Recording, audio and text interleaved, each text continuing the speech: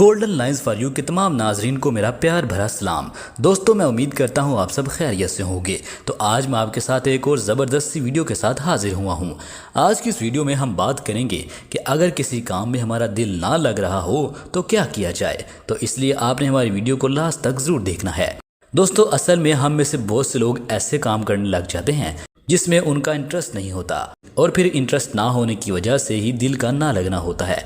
किसी काम में इंटरेस्ट ना होने की वजह से हमारे अंदर बोरियत पैदा हो जाती है, और फिर होता ये है कि हमारा उस काम में दिल नहीं लगता।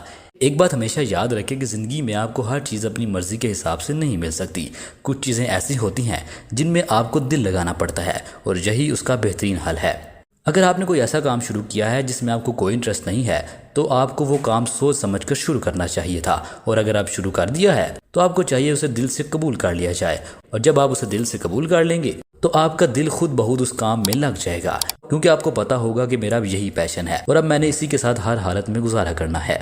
जिंदगी में 70% चीज़ें आपकी मर्जी के मुताबिक नहीं होती, और 30% ऐसी चीज़ें होती हैं जो आपकी पसंद और आपकी मर्जी के मुताबिक होती हैं। इसलिए ये जो 70% आपके मुखालिफ होती हैं उनको आपने खुद एडजस्ट करना होता है, और इनमें अपना दिल हर सूरत में लगाना ही होता है।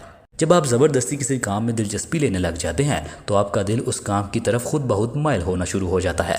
इसलिए आपको अपने दिल को खुद हर चीज़ में लगाना होगा, और अपने आप को ये बात समझानी होगी कि जब तक किसी काम को दिल से ना किया जाए तो फिर वो काम कभी भी ठीक तरीके से मुकम्मल नहीं हो पाता।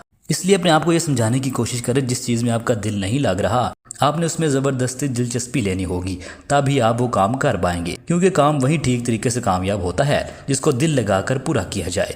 दोस्तों, मुझे उम्मीद है हमारी आज की वीडियो आपको पसंद आई होगी। अगर आपको वीडियो पसंद आई हो तो लाइक और साथ चैनल को भी सब्सक्राइब कीजिएगा। मुझे दे इजाज़त। अल्लाह हाफिज़।